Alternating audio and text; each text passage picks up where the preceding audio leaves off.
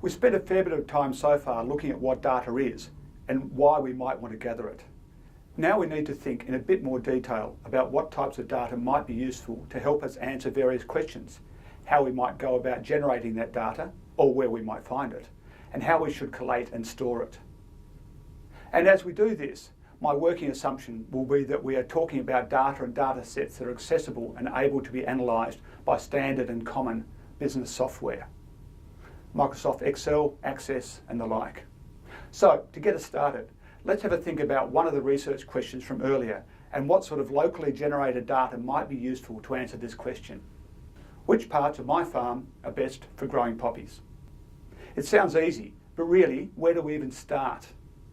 The first thing we need to do is work out what we mean by best for growing poppies. Do we mean, for example, overall survival, or the total alkaloid yield, where alkaloids are the active chemicals we get from poppies, or gross income per hectare, or net return per hectare, or the weight of harvested heads?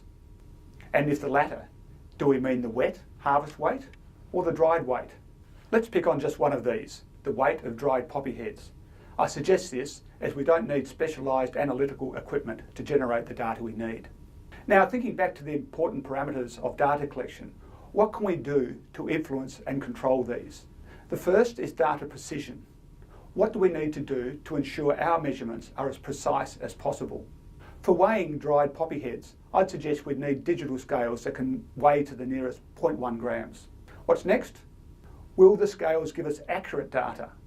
We'll need to make sure they are as accurate as possible, and we also need to know how accurate they are. However, for this trial, when we just want to see the difference in dry weights from different paddocks, highly accurate data is not as important as precise data.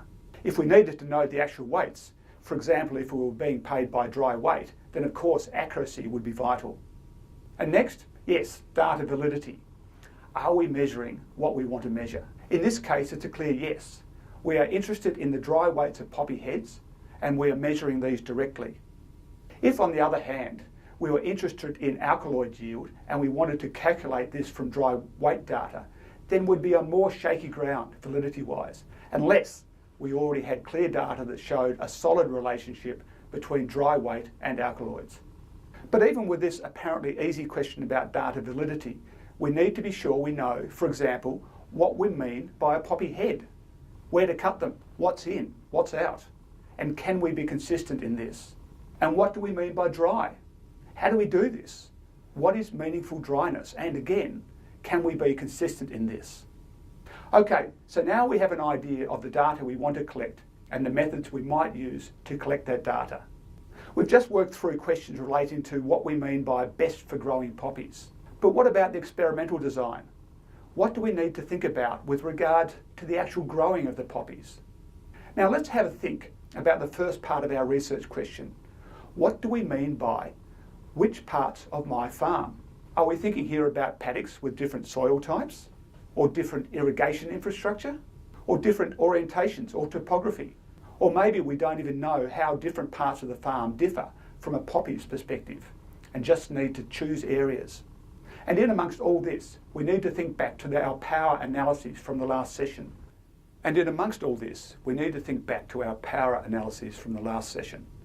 So we can be sure we will be able to plant, harvest and sample enough poppies to give us a meaningful result.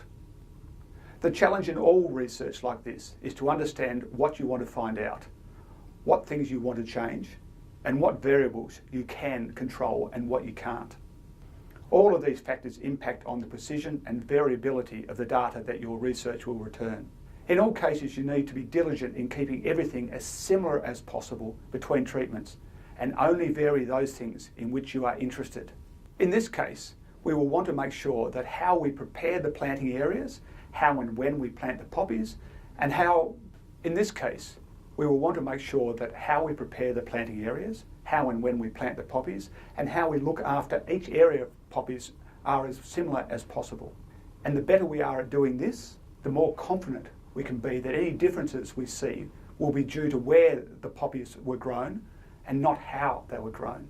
Now, I've worked through this example to give you a feel for how to go about thinking about the questions that need to be considered when deciding what data you should be gathering.